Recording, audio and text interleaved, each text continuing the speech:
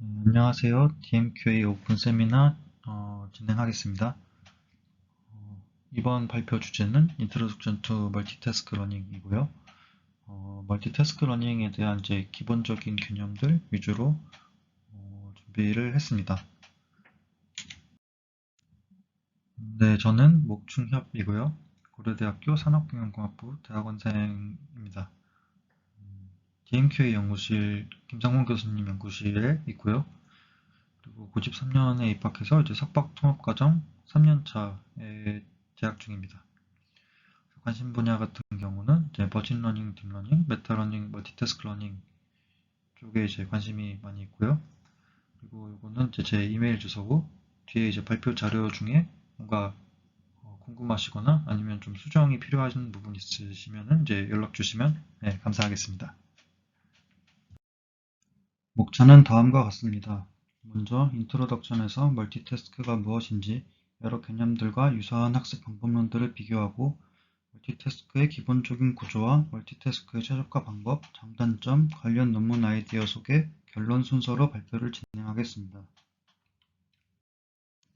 먼저 위키피디아에서 정의된 멀티태스크는 다음과 같습니다.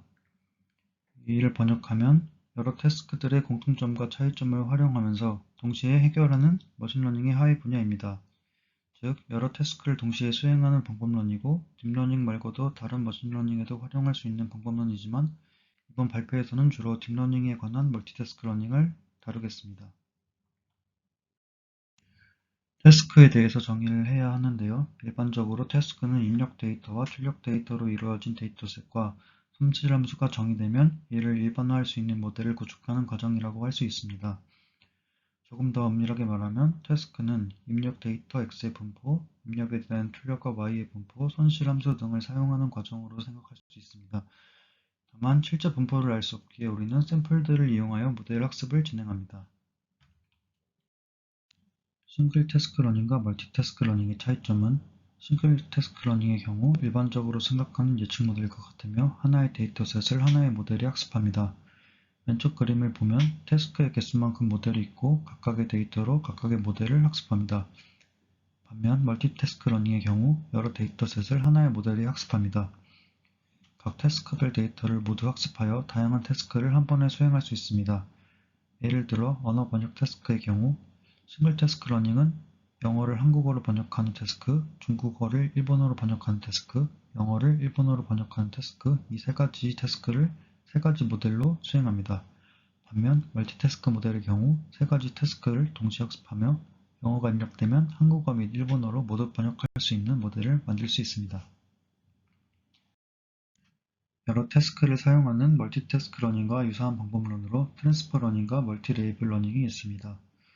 트랜스퍼 러닝의 경우 매우 큰 개념으로 여러 태스크를 사용하는 대부분의 방법론을 포함하고 있습니다. 셀프 슈퍼바이즈드 러닝이나 메타 러닝 등 다양한 방법론이 포함하고 있습니다. 멀티태스크의 경우 여러 가지 태스크를 동시에 학습하는 방법론들을 말하며 멀티 레이블의 경우 하나의 데이터셋에 여러 레이블을 동시에 학습하는 방법론입니다. 이 세 가지는 유사한 개념을 갖고 있어 조금 헷갈릴 수도 있는데 포함 관계를 따지자면 트랜스퍼 러닝에 멀티태스크 러닝이 포함되고 멀티태스크 러닝에 멀티 레이블 러닝이 포함된다고 볼 수 있습니다. 다음 장에서 각각의 차이를 조금 더 자세히 설명하겠습니다. 트랜스퍼 러닝의 경우 여러 태스크를 사용하며 타겟 태스크와 소스 태스크로 구분할 수 있습니다. 일반적으로는 오른쪽 그림처럼 하나의 타겟 태스크와 소스 태스크로 나뉘며 타겟 태스크를 잘 수행하는 것이 트랜스퍼 러닝의 목표입니다. 좋은 성능을 위해 순차적으로 소스 태스크를 먼저 학습한 후 얻은 지식을 사용해 타겟 태스크에서 활용합니다. 멀티태스크 러닝의 경우 태스크들을 타겟 태스크와 소스 태스크로 구분하지 않습니다. 그렇기 때문에 모든 태스크들을 잘 하는 것이 목표이고 일반적으로 동시에 학습이 진행됩니다. 각 태스크에서 얻은 지식들은 실시간으로 공유되며 각각의 태스크에 활용됩니다. 패러렐 트랜스퍼 러닝이라고 언급하는 페이퍼도 있긴 하지만 일반적으로 트랜스퍼 러닝과 멀티태스크 러닝은 구분하여 사용합니다. 머신러닝이 딥러닝이 포함되지만 딥러닝을 이제 머신러닝이라고 지칭하지 않는 것처럼 멀티태스크 러닝을 굳이 트랜스퍼 러닝이라고 언급하지는 않습니다. 멀티 레이블 러닝의 경우 하나의 데이터셋만 사용하는 경우입니다. 각각의 데이터마다 m개의 레이블이 있으며 이 레이블을 동시에 학습하게 됩니다. 멀티태스크 러닝의 경우 여러 개의 데이터셋을 사용할 수 있습니다. 동시에 여러 데이터셋을 학습하며 여러 태스크를 동시에 수행할 수 있습니다. 멀티 레이블 러닝의 경우 데이터셋이 하나인 멀티태스크 러닝의 어떤 특수한 상황이라고도 볼 수 있습니다. 구분해서 사용해야 한다고 하지만 대부분의 멀티태스크 러닝 방법론들이 멀티 레이블 러닝에도 적용할 수 있기 때문에 우선 멀티 레이블 러닝 상황부터 설명을 드리겠습니다. 하나의 데이터셋을 사용하는 멀티 레이블의 경우 레이블별로 각각 모델링이 가능합니다. 오른쪽의 예시를 보면 레이블이 2개일 때 2개의 모델을 사용하며 각각의 파라미터를 세타1, 세타2로 나타낼 수 있습니다.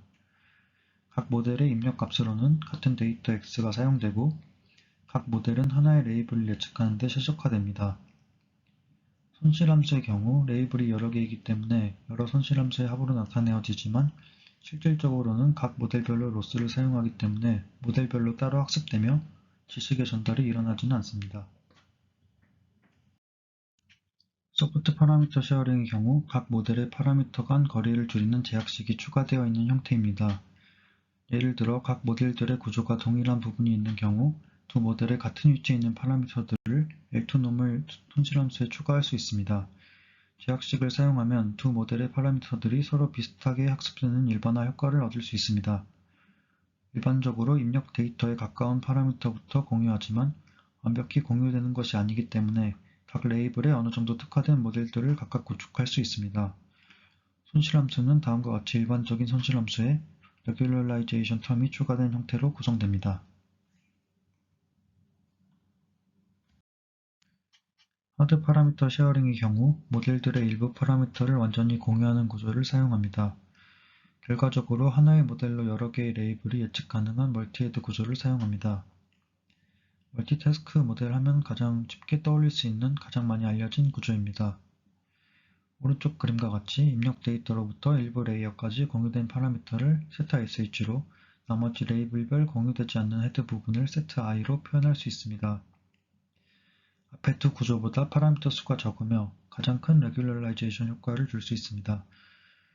손실함수는 다음과 같이 나타낼 수 있고 θsh는 모든 레이블에서 나오는 손실함수를 모두 활용하여 학습됩니다. 또한 소프트 파라미터 쉐어링과 하드 파라미터 쉐어링을 혼합해서도 사용할 수 있습니다. 데이터 특성에 따라 어느 정도 공유할지 얼마나 강한 제약식을 줄지 자유롭게 구성할 수 있습니다.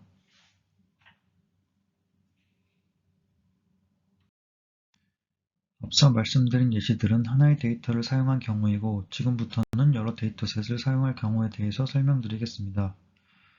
여러 데이터셋을 사용할 때 달라지는 점은 입력 데이터 X와 레이블 Y가 태스크별로 다르다는 것입니다. 따라서 입력 데이터 X가 어떤 태스크인지 알려주어야 올바른 종류의 레이블을 예측할 수 있습니다. 이를 위해 여러 데이터셋을 사용하는 경우 태스크의 상태를 알려주는 정보 벡터 zi가 필요합니다. zi의 경우 가장 쉬운 예시는 태스크별로 원학 벡터를 사용하는 것입니다. 아래는 세 가지 데이터셋을 사용하는 예시입니다. 원합 벡터를 사용하면 첫 번째 태스크에 대한 상태 정보 zi는 1,0,0, 그리고 두 번째 태스크에 대한 상태 정보 zi는 0,1,0 이런 식으로 구성을 할 수 있습니다. 데이터 X와 태스크 상태 정보 zi를 입력으로 받아 사용하는 경우의 예시는 다음 그림과 같습니다. 첫 번째 태스크의 경우 x1이 모델의 입력값으로 들어가고 모델은 세 가지 아웃풋을 예측하게 됩니다. 이 결과와 z1이 곱해져 최종적으로는 y2, y3를 제외한 y1을 예측하게 됩니다. 마찬가지로 두 번째 태스크의 경우 x2가 모델의 입력값으로 들어가게 되고 모델의 아웃풋과 z2가 곱해지고 최종적으로는 y2에 맞는 레이블을 예측하게 됩니다. 세 번째 태스크도 모델의 아웃풋과 z3가 곱해지며 최종적으로는 y3에 맞는 레이블을 예측하게 됩니다. 이러한 원합 벡터를 사용하면 앞서서 소개드린 멀티 레이블에 적용했던 세 가지 모델 구조를 모두 사용할 수 있습니다. 레이블별로 모델을 구성하는 경우 각각의 태스크에 적합한 엑스퍼트 모델을 여러 개 사용하는 멀티플리케이티브 게이팅 효과를 낼 수 있습니다. 나머지 소프트 파라미터 쉐어링이나 하드 파라미터 쉐어링 방법론도 모두 동일하게 사용할 수 있습니다. 원형 벡터를 이용하는 경우가 가장 기본적인 형태이고 일반적으로 딥러닝 모델에서 많이 사용하는 방법은 zi를 어떤 임베딩 벡터로 표현하여 사용하는 방법입니다. 예를 들어 아래 그림처럼 리니어 트랜스포메이션을 통해 zi를 xy와 같은 사이즈로 변경하고 서로 곱해서 모델의 인풋으로 사용하는 경우가 있습니다. 또한 이 태스크 정보를 모델 중간에서 합치는 경우도 있고 마지막에 모델의 아웃풋과 곱해서 최종 결과를 예측하는 방식으로도 사용할 수 있습니다. 이러한 방식으로 사용하면 zi의 임베딩을 학습할 수도 있고 아웃풋이 여러 개일 필요가 없기 때문에 멀티헤드 구조를 사용하지 않아도 된다는 특징이 있습니다. 이 외에도 정말 다양한 형태의 멀티태스크 모델들이 있습니다.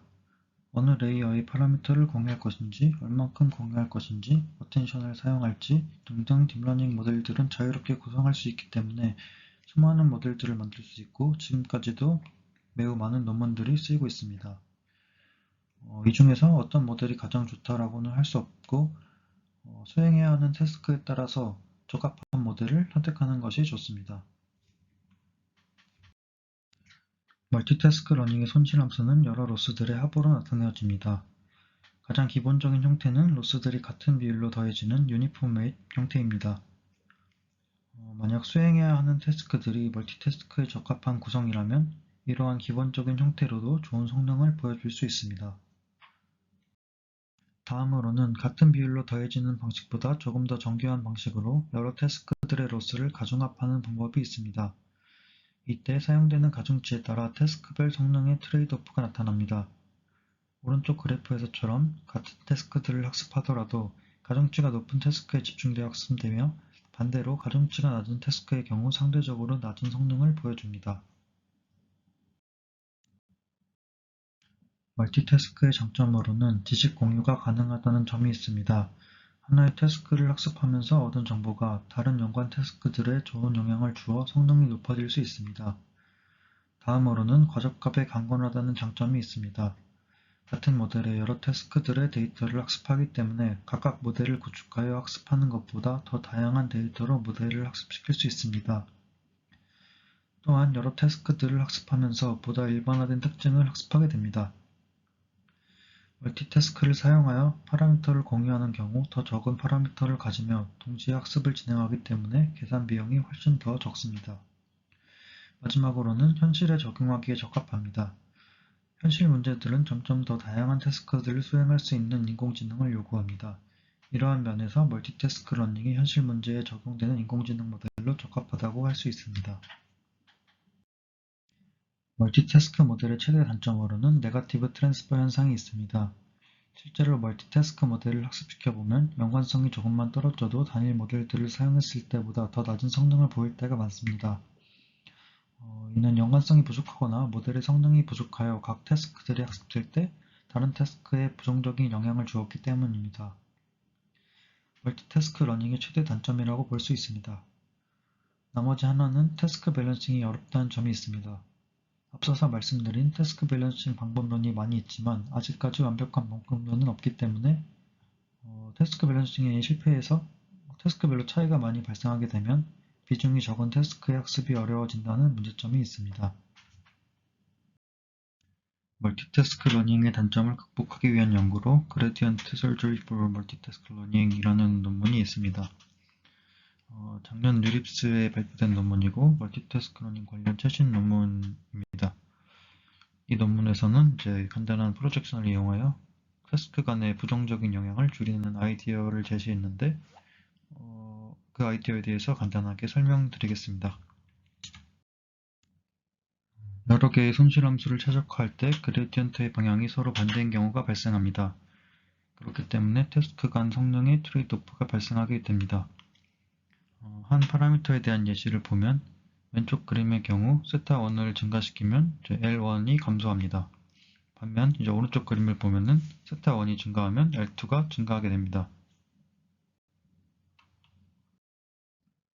이제 반대로 왼쪽 그림 보면 이번에는 이제 세타1을 감소시키면 L1이 증가하고요. 오른쪽에는 세타1을 감소시킬 때 L2가 감소합니다. 이처럼 이제 그레디언트 값들이 서로 반대인 경우에는 두 개의 로스를 동시에 감소시키기는 매우 어렵습니다. 2차원 파라미터 벡터의 예시를 보면 왼쪽 그림에서 L1의 그레디언트 벡터는 파란색 화살표로 표시할 수 있으며 이 방향으로 세타 벡터를 업데이트하면 L1이 감소합니다. 반대로 이 반대의 방향인 빨간색 화살표 방향으로 세타 벡터가 업데이트되면 L1이 증가하게 됩니다. 오른쪽도 마찬가지로 L2의 그레디언트 벡터를 초록색으로 표시하였고요. 이 방향으로 세타 벡터를 업데이트하면 L2가 감소하게 되고 반대 방향인 빨간색 벡터로 업데이트되면 이제 L2가 증가하게 됩니다. 일반적인 그레디언트 디센트 방식으로 세타 벡터를 업데이트하게 되면은 아래와 같이 L1의 그레디언트 벡터와 L2의 그레디언트 벡터가 더해지는 형태로 업데이트 됩니다. 이거를 아래에 그림에서 파란색과 초록색 화살표로 표현을 했습니다. 이때 L2의 그레디언트, 그러니까 초록색 그레디언트 벡터는 빨간 점선과 초록 점선으로 분해를 할 수가 있고요. 빨간 점선의 경우 L1 그레디언트와 반대 방향이며 이는 이제 L1을 증가시키는 원인이 됩니다. 그래서 L1에 부정적인 영향을 미치지 않기 위해서 이 빨간색 점선 벡터를 제거하고 초록색 점선 벡터만을 사용합니다. 그리고 이 초록색 점선 벡터는 이제 이 L2 그레디언트 벡터를 프로젝션 하는 것으로 어렵지 않게 구할 수가 있습니다. 마찬가지로 L1 그레디언트의 경우도 빨간 점선 벡터와 파란 점선 벡터로 분해를 할 수가 있고 이제 빨간 점선 벡터의 경우 L2에 부정적인 영향을 미치기 때문에 이것을 사용하지 않고 파란색 점선 벡터만 사용을 합니다. 이 파란 점선 벡터도 마찬가지로 L1 그레디언트 벡터를 다른 그레디언트 벡터에다가 프로젝션 하는 것으로 구할 수가 있습니다. 그래서 결과적으로 파라미터 업데이트 할 때 실제 그레디언트 값이 아닌 이 점선 벡터들, 그러니까 프로젝션 된 그레디언트들을 사용을 하면은 태스크 간의 부정적인 영향을 최소화하면서 업데이트를 할 수가 있습니다. 이 방법은 사실 간단한 아이디어고 코드로도 잘 구현되어 있고요. 복잡하지가 않기 때문에 관심 있으신 분들은 한번 사용해 보셔도 좋을 것 같습니다. 결론입니다. 현실에서는 더욱 다양한 태스크들을 수행할 수 있는 인공지능을 요구하고 있고 멀티태스크 모델은 이에 맞는 방법론 중에 하나라고 생각을 합니다. 멀티태스크 러닝은 데이터를 효율적으로 사용할 수 있으면서 데이터 의존성을 낮출 수 있는 방법 중에 하나입니다. 또한 이제 매우 다양한 형태의 모델들이 가능하고 많은 멀티태스크 모델들이 현재도 많이 개발이 되고 있습니다. 멀티태스크 모델은 입력 데이터와 태스크 정보가 필요하고요. 그리고 이를 어떻게 결합하는지에 따라서도 많은 연구들이 있습니다. 그리고 이제 여러 손실함수를 최적화해야 하는데 이건 사실 되게 어려운 문제고요. 아직 명확한 해결책은 없습니다. 그래서 이 부분은 좀 챌린징한 부분으로 하시면 될 것 같습니다. 네, 그래서 여기는 제가 참고한 레퍼런스들이고 리뷰 페이퍼들을 이제 많이 참고를 했습니다. 그리고 이제 멀티태스크 모델들, 그다음에 이제 테스트 밸런싱 관련한 논문들, 그리고 옵티미제이션 관련한 논문들 이렇게 써놨습니다. 제가 준비한 세미나는 여기까지고요. 들어주셔서 감사합니다. 혹시 뭐 질문 있으신 분은 직접 물어보셔도 좋고 메일로 문의하셔도 좋습니다. 감사합니다.